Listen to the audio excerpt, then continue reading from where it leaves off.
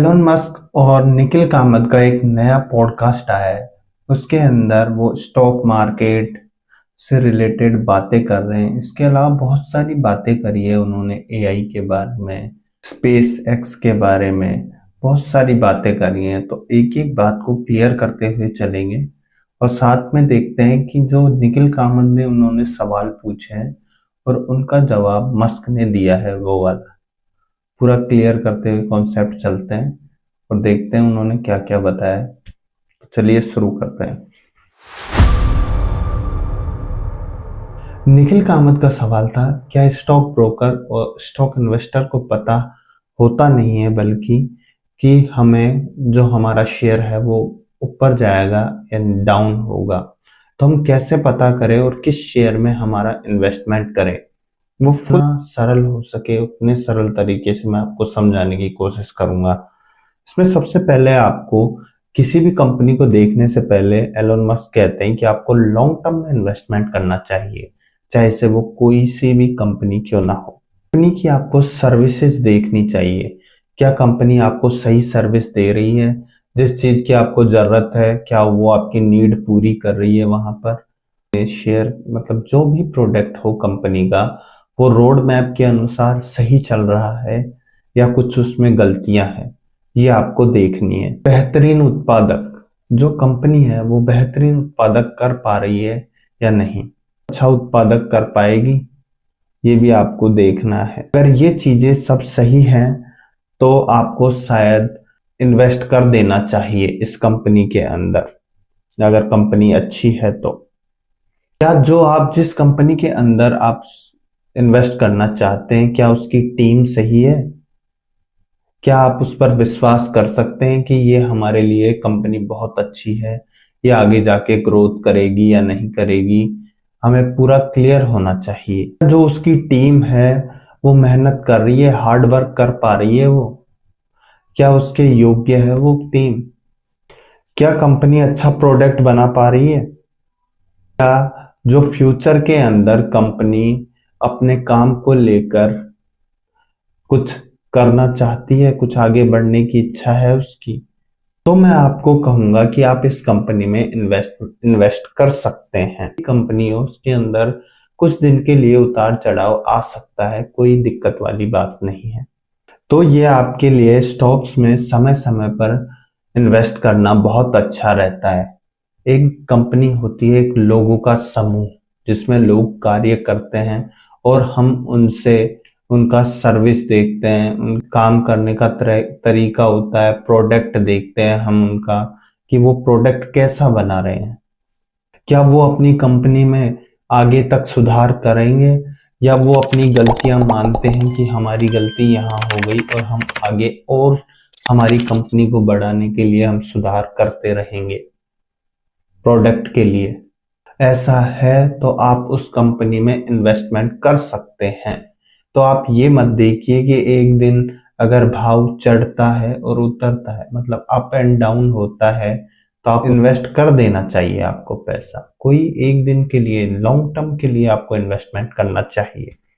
निखिल कामत का दूसरा सवाल था कि आप कुछ भी बना रहे हैं उसे लेकर आप उत्साहित हैं या नहीं।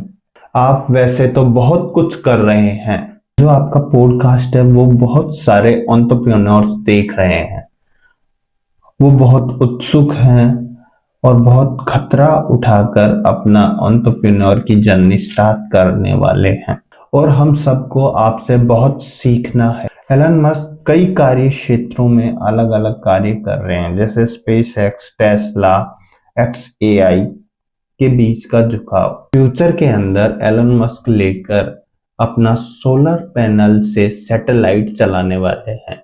जो एआई सैटेलाइट है, जो हमारे नेटवर्क हैं, उन्हें वो स्पेस एक्स के द्वारा जहां पर भी पहाड़ क्षेत्र या कोई पानी, जिस जगह भी मैदानी जगह हो, कहीं पे भी वो नेटवर्क फैला सके, अपना अलग अलग जगह अपना नेटवर्क फैलाने के लिए, और बिना किसी केबल कटिंग के वो अपना नेटवर्क में जा रहे हैं। वो सन से डायरेक्ट पावर लेकर अपना सैटेलाइट के जरिए नेटवर्क फैलाना चाहते हैं। कर रहे हैं कोशिश कि हम ऑटो पायलट पर ही कार को और इम्प्रूव करें।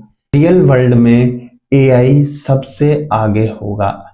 हर कोई रोबोट की मदद लेगा और सैटेलाइट के जरिए नेटवर्क से अपना काम करेगा। सैटेलाइट में ही नेटवर्क होगा, कोई फिजिकल नेटवर्क होगा ही नहीं। फिजिकल नेटवर्क में मैंने आपको बताया कि केबल काट दी जाती है, पर इसमें कोई केबल काटने का झंझट नहीं होगा, तो आप जहां भी होंगे वहां आपका नेट। एलन मस्क कहते हैं कि वो अभी नहीं होगा, वो 2-4 दिन में नहीं होगा, उसके लिए 10-20 साल या इससे भी कम समय लग सकता है, ये एलन मस्क का कहना है। और वो हर काम को एक शौक की तरह लेते हैं। जैसे अगर शौक होता है तो वो उसके बारे में सोचता है, वैसे ही एलन मस्क का शौक है कि वो सैटेलाइट एआई द्वारा बनाए, वो सैटेलाइट बनाए, अपना सोलर प्लांट सैटेलाइट में सेट करें। इस तरीके के उनके शौक हैं। तो वो खुद भविष्यवाणी कर रहे हैं कि 10-20 साल के अंदर उनका रोबोट आ जाएंगे और इंसान को अपनी मर्जी के अनुसार काम करने का मौका मिलेगा। वो चाहेंगे तो उसमें काम कर सकते हैं, अगर वो नहीं चाहते हैं तो वो काम नहीं करें। वो हमारे बगीचों में काम करते हैं, वैसे हम जाकर फल फूल उगाएंगे और हमारे रोबोट काम करेंगे। इंसान वापस जाकर अपने फल, अपनी सब्जियां उगाएंगे और रोबोट काम करेंगे। ये एलन मस्क की भविष्यवाणी है। पॉडकास्ट वो 10-20 साल बाद में लोग देखेंगे और कहेंगे कि ये एलन मस्क ने भविष्यवाणी करी थी। निखिल कामत पूछते हैं कि भविष्य में पैसे का क्या होगा, तो एलन मस्क का जवाब आता है कि लंबे समय बाद पैसा गायब हो जाएगा। एक धारणा के तौर पर थोड़ा अजीब लगेगा, स्ट्रेंज लगेगा। भविष्य में कोई कुछ भी पा सकता है। अगर आपको लेबर एलोकेशन डेटा चाहिए तो वो आपको बिना पैसे के भी मिल जाएगा, उसमें पैसे की जरूरत होगी ही नहीं। और एआई रोबोट है जो मनुष्य की सभी जरूरतों को पूरा कर देगा। निखिल कामत का अगला सवाल था कि यूएस के लिए आगे का रास्ता साफ है। आज के कर्जे के हिसाब से क्या उनका जो पैसा है वो गिर जाएगा? इसके बारे में एलोन मस्क बताते हैं कि यूएस के कर्ज का संकट हल होगा। वहीं क्योंकि अभी यूएस के ऊपर जो कर्जा है वो उसकी मिलिट्री, जो यूएस के ऊपर कर्जा है वो उसका ब्याज ही मिलिट्री के बजट से बहुत ज्यादा है।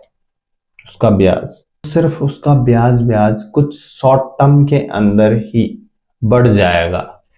और एलोन मस्क कहते हैं कि जो उसके कर्ज का हल हो सकता है वो है एआई के जरिए, रोबोटिक्स के जरिए वो काम को सही कर सकते हैं। वो कहते हैं डिफ्लेशन या इन्फ्लेशन असल में एक उत्पादित सामान और सेवाओं का रेशियो है, जैसे कि आपूर्ति में बदलाव। अगर आप सामान और सेवाओं में उत्पादकता में तेजी आती है तो पैसे की आपूर्ति बढ़ जाएगी। सामान और सेवाओं में मंदी आती है तो पैसे की आपूर्ति घट जाएगी। जैसे मान लीजिए कोई सामान है, अगर हम जल्दी उसकी जरूरत है और हम उसे जल्दी बनाकर नहीं दे पाते हैं तो उसके जो पैसा है वो धीरे धीरे आएगा। पर अगर हम जल्दी किसी चीज को, किसी सामान को बना देते हैं तो हम उससे जल्दी पैसा कमा सकते हैं। तो वो यही कह रहे हैं कि जो रोबोट आएंगे वो फास्ट काम करेंगे और उनके कारण हमारा जो पैसा है वो जल्दी कर्जा चुका देंगे। अगर काम धीमा होगा तो महंगाई बढ़ जाएगी और ज्यादा। एआई की वजह से डिफ्लेशन होना ही है, तो आज समाज में फिर इतनी महंगाई क्यों? एआई से उत्पादकता नहीं बढ़ी है, तो एआई ने अभी तक प्रोडक्ट पर ज्यादा असर नहीं डाला है। यूएस में पैसे की आपूर्ति बहुत बढ़ रही है, जिसके कारण 2 ट्रिलियन डॉलर का घाटा है।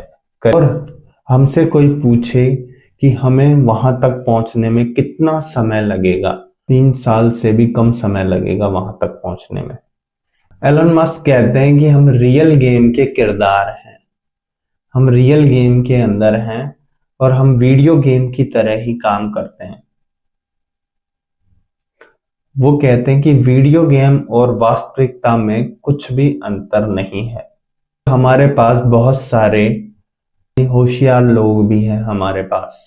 गेम में बहुत सारे लोग होते हैं और लोग उनसे गेम खेलते हैं, वैसे ही रियल जिंदगी में हम भी एक वीडियो गेम की तरह हैं। हम में बहुत सारे लोग हैं और कुछ लोग टैलेंटेड हैं, वो अपनी जगह पर बहुत ज्यादा टैलेंटेड है, और कुछ लोग ऐसे ही हैं। एक वीडियो गेम की तरह ही हम चलते हैं, मर जाते हैं, फिर नए आते हैं। उस तरीके से उन्होंने, एलन मस्क ने कहा है कि हम एक वीडियो गेम की तरह ही काम करते हैं।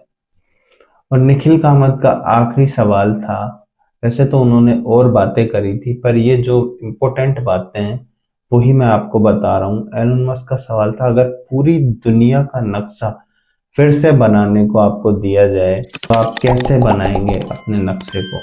जो मॉरलिटी है, पॉलिटिक्स एंड इकोनॉमी है, उसको आप कैसे बूस्ट करेंगे, यानी कैसे आप उसको बढ़ाएंगे?